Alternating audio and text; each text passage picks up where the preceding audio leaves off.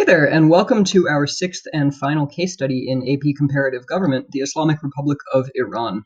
This is a 2,500-year-old civilization, and this is not a history class, so I'm going to gloss over a whole bunch of really fascinating stuff, which if you want to learn a little bit more about, you should, Google it or take AP World History next year. What I'll try and do in the next 30 or 40 minutes is really focus more tightly on the recent political history of Iran, especially events right before, during, and after its 1979 revolution, which set the stage very nicely for all of the political aspects that we need to talk about in this course. But first, just some basic facts and vocabulary. First, Iran is geographically, we generally located in the Middle East, and it is, of course, a part of the Muslim world. But one factor which sets Iran apart from many other parts of the Muslim world is that its dominant ethnicity is not Arab, but Persian. That's kind of a commonly overlooked fact by outside observers who aren't paying very much attention. The social cleavage between Persians and Arabs is important within Iran. It's also important in separating Iran from some of its neighbors, especially to the west in the Middle East, in a way that will become important when we try and explain both Iran's foreign policy and some reasons why the Iranian Revolution did not spread throughout the rest of the Muslim world. Another important difference between Iran and many of its neighbors that's worth noting is that Iran is flanked by a number of other Muslim majority countries, but unlike most of the Muslim world, Iranian Muslims are predominantly adhere to a branch of Islam known as Shiism. They are Shia Muslims, whereas most Muslims in the world are Sunni Muslims. That too is going to be an important explanatory factor in why Iran tries to kind of position itself after the revolution as a leader of the Muslim world, and actually finds itself in conflict with many other predominantly Muslim states. The dominant language in Iran is Farsi, so again, this is a linguistic cleavage with the Arabic-speaking world. There are many, these are just a couple of ways in which Iran is sort of distinctive in its region and in its sort of political environment. An extremely limited history of the first, 2,400 years of Persian civilization. One of the things that I'm really sad about not being able to teach anymore now that AP World History, my other class, begins in the year 1200 and not with the beginning of time, is the Persian Empire, which is one of the oldest and greatest empires in ancient classical civilization, rivaling China in its scope and importance in political power and cultural significance.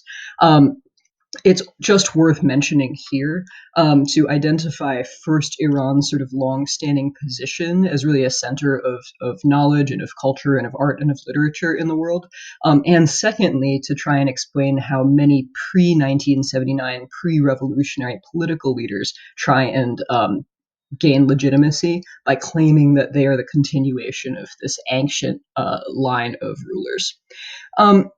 Islam spreads very rapidly after its founding from the Arabian Peninsula into Persia in the mid-7th century CE, and very rapidly thereafter becomes the dominant religion in Persia. Fast forward like 1,000 years, and a dynasty called the Safavids ruling Persia is going to convert to that minority Shia branch of Islam, in part in order to distinguish themselves with their rivals, the predominantly Sunni Ottoman Empire to the west, based in Turkey, but also governing a lot of the Arab world.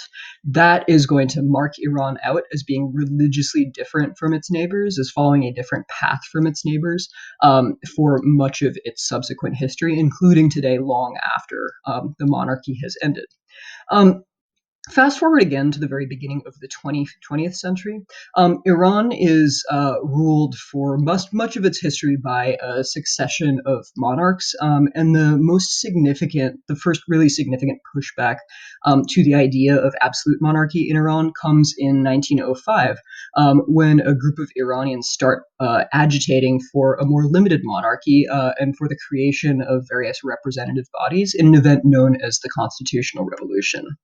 One important result of the Constitutional Revolution is the creation, at least for a short period of time, of an elected legislature called the Majlis, or just meaning assembly, which remains the name of Iran's legislature today. The Constitutional Revolution also starts to try and set the precedent of limiting the powers of the monarch, who in the Persian tradition is known as the Shah. That first constitutional revolution, as much as I hate to say it, doesn't work out. It doesn't last. It's crushed pretty rapidly. And then the pressures of wartime in the next few decades will also help centralize power again in the monarchy, in the hands of the Shah. But it does become an important touchstone for future generations of Iranian reformers, both before and after the 1979 revolution. Um, One other trend to note in the late 19th, early 20th century is that a bunch of different great powers get involved in Iran for various strategic and economic reasons. But in the early 20th century, it's really the British that particularly gain influence in Iran, most especially in the oil sector. Oil is discovered in Iran for the first time in the early 20th century, and a British investor manages to convince the Shah to sign a deal which is incredibly generous to the British, in which they'll form a joint entity, which will later be called the Anglo-Persian or Anglo-Iranian Oil Company, in which Iran gets a whopping 16% of the profits of oil extraction. All right, so let's fast forward now to the post-World War II era. From 1941 onwards, owing to some wartime shenanigans, which I urge you to look into, but I won't get into now, the Shah of Iran is a guy named Mohammad Reza Pahlavi. He's replaced his father, who was sort of gently ushered out by the Allied powers, to put not too fine a point on it. And he's going to be the ruler of Iran from 1941 all the way up through the revolution in 1979. Um, Iran, the sort of constitutional part of Iran's constitutional monarchy has been somewhat restored by 1951, which gives some leeway for a new prime minister named Mohammad Mossadegh to become to make this really major policy move in nationalizing the oil industry. As you might be able to predict, it is not super popular with many people in Iran that the British get to take home now 80%. The Shah negotiated from 16 to 20% Iran's share of revenues, but the British investors are still taking home 80% of the proceeds of Iranian oil exports. And so Mossadegh comes to power on this wave of populist sentiment, and achieves some amount of acclaim from the Iranian people for saying, nope, we are going to boot the British out, we're going to boot private investors out, and the Iranian state is going to take over the oil industry. This, as you might imagine, is not the best possible thing for the interests of the British, whether strategically or financially. It's also not super good news from the perspective of the United States and of the CIA, which is rapidly descending into the Cold War, in which sort of suspicion of communism and Soviet influence are really the defining priorities of American foreign policy. And so a combination of sort of a desire to help out the British and a suspicion that nationalizing industries smells a little bit like communism is going to lead the CIA to support a coup d'etat, known in the CIA's operational playbook as Operation Ajax, in which Mossadegh is arrested, he is removed from power, and the Shah is restored as much closer to an absolute monarch. So the balance of power shifts from the elected side of the government over to the Shah. Um, and the sort of the seeds of Iranian potential distrust of the United States are sown, and boy, those are going to make themselves really, really known by 1979. Um, Over the course of the next 25 years, the Shah's rule is going to leave a decidedly complicated legacy. The Shah is a modernizing figure. He is very much westward looking. He encourages, for instance, the development of an education system. Much higher levels of literacy are attained during this period, including, perhaps surprisingly, if you have sort of 21st century judgments about Iran, including pretty high levels of education for women. Some sort of middle and upper class Iranians are increasingly encouraged to go study abroad, to learn French, learn German, to get technical training, to get medical training, that kind of thing. And so the Shah does a lot to invest in the development of a modern economy, at least in Iran's cities, although you should bear in mind that there's going to be a significant urban-rural cleavage continuing to widen as a result of those policies. The Shah's policies also involve kind of a secularizing trend. He encourages people to understate the issue. He encourages people to sort of abandon the veil, to abandon sort of traditional conservative Islamic values, to think more about a secular way of viewing the world. He restricts the independent power of the Shia clergy, who have traditionally been a very important political and social force in Iran, and who have also had some kind of independent economic resources at their disposal as well. The Shah kind of goes after that. And that's obviously going to alienate some of the more socially conservative segments of Iran's population. And he is, after 1953, not super interested in the constitutional side of his monarchy. And at various points, he will have he's not afraid to use the coercive power of the state to repress his political enemies. Most notoriously, there is an internal security agency known as the SAVAK, SAVAK, that racks up some pretty credible allegations of torture in the prosecution of the Shah's political enemies. During this time, Iran overall gets richer, not just on the back of oil revenue, but also as a result of sort of state-supported industrialization and a variety of success of a variety of the Shah's policies. On the other hand, inequality grows, especially between urban and rural areas. And just sort of on a personal level, the Shah is increasingly perceived as corrupt, as remote, as out of touch with his people, as more interested in what you see depicted here as kind of a high society life. Here he is with his wife at a ball, and much less interested in learning or caring about the lives of everyday Iranians. In person, he's kind of stiff. He's not supernatural in his interactions with ordinary people. And so by the 1970s, the ground is pretty favorable for revolutionary forces. The groups of people who are by the late 1970s agitating for the Shah's removal have a variety of grievances against him. One is his political repression. Many leaders of opposition parties, especially those on the political left, especially Marxist-influenced political parties, have been thrown in jail for their dissenting views or exiled, deported, assassinated. The Shah is perceived with some degree of fairness as being subservient to the United States. He's certainly quite dependent on the U.S. for purchases of military equipment, which are a major priority of his regime. And more generally, there is a sense, which dates back, among other things, to the 1953 CIA coup against the Iranian prime minister. There is a sense that the Shah is kind of in the United States' back pocket. He has alienated the class of religious leaders who have historically held a huge amount of power in Iranian society and who are pretty widely revered, especially in more rural and socially conservative areas. And so that is a class of people which has started to turn away from the Shah. And of course, his perceived corruption and the vast gulf between his lavish lifestyle, his extremely expensive things, and the continuing widespread poverty, especially in rural Iran. All of these things help make the Shah less and less popular by the late 1970s. There are a bunch of different figures who criticize the Shah and who call for a wide variety of alternatives to monarchy in Iran. But the person whose vision ends up winning out after 1979 is an Ayatollah named Ruhollah Khomeini. Ayatollah, by the way, is a high-ranking religious title or a title for a high-ranking cleric in Shia Islam. There are many people today who hold the title Ayatollah. It's not a single designation. There is no head of Shia Islam in the way that, say, the Pope is the head of the Roman Catholic Church in Christianity. But Ayatollah just means a fairly high-ranking religious leader in Shiism. So Ayatollah Khomeini is a longstanding critic of the Shah. And in particular, he doesn't just complain about what the Shah does, he also articulates an alternative political philosophy, which is pretty novel in the world of Shia political thought and in the world of Iranian history.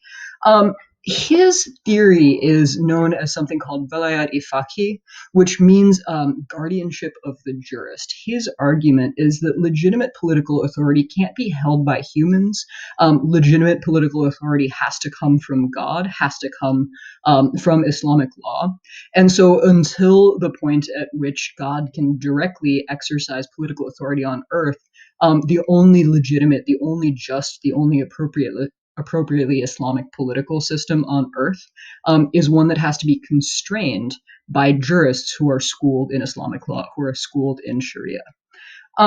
Khomeini becomes the center of a variety of opponents to the Shah's rule, and so naturally he is booted out of the country in 1964. He spends a lot of his time in Iraq, where a lot of the holy cities in Shiism are.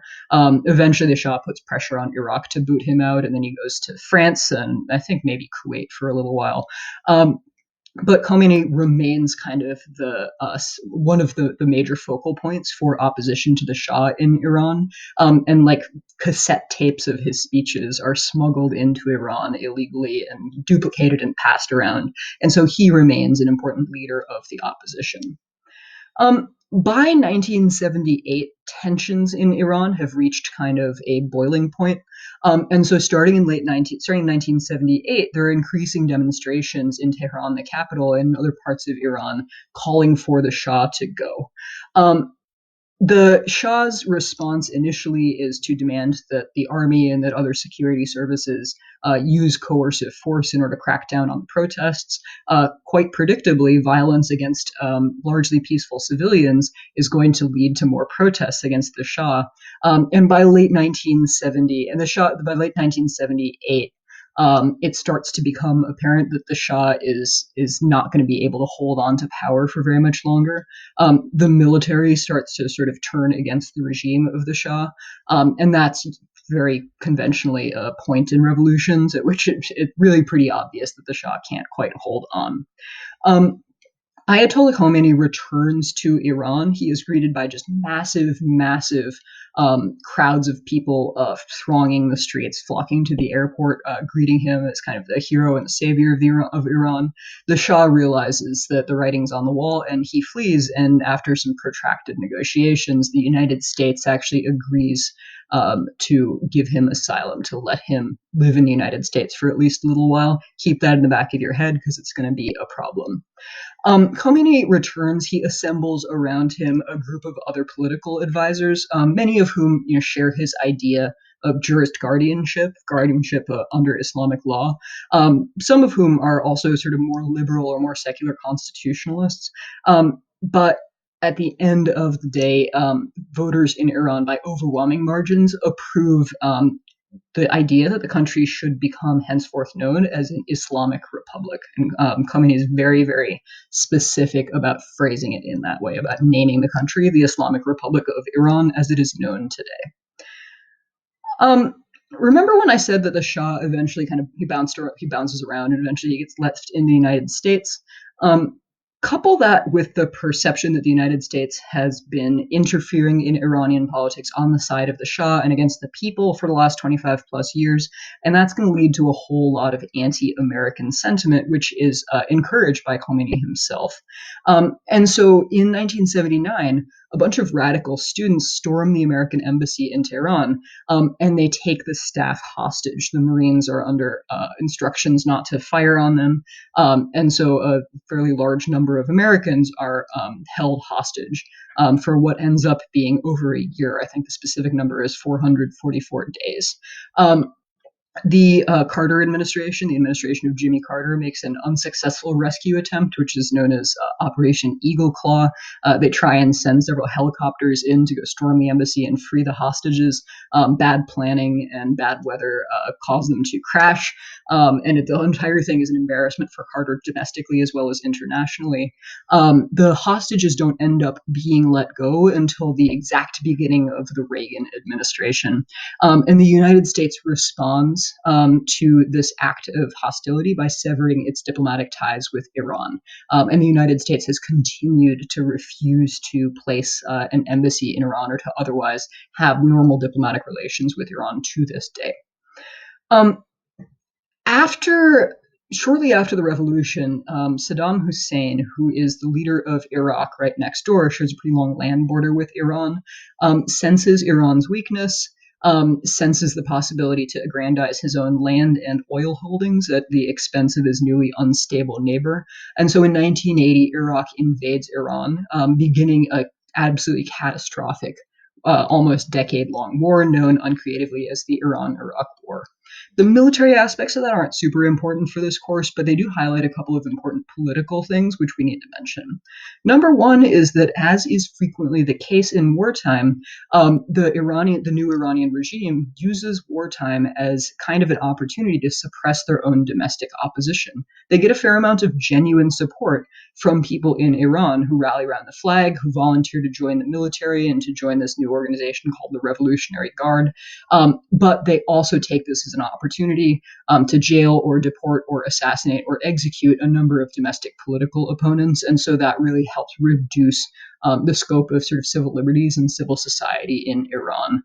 The administration will repeatedly say, we need to do this as sort of a wartime expediency measure, but it turns out that that lasts a whole lot longer than the immediate military circumstances do.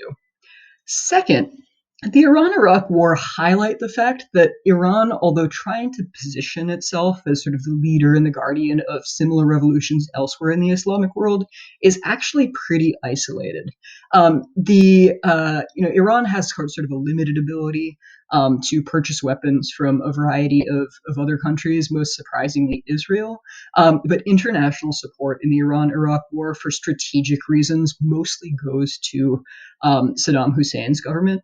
And importantly, there's many other countries that are predominantly Muslim that support Iraq or that stay neutral as opposed to coming to Iran's defense.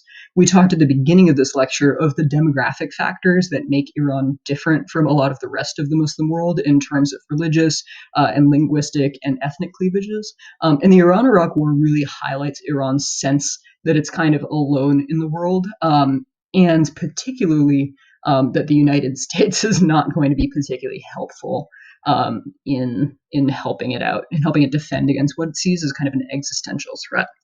That war ends in 1988 after just incredibly drawn-out fighting, characterized by, on the Iranian side, this tactic known as human wave attacks, led by the Revolutionary Guard, which is an organization we'll talk about later, in which a bunch of largely untrained but extremely enthusiastic people essentially just run without a whole lot of tactical sophistication at the enemy.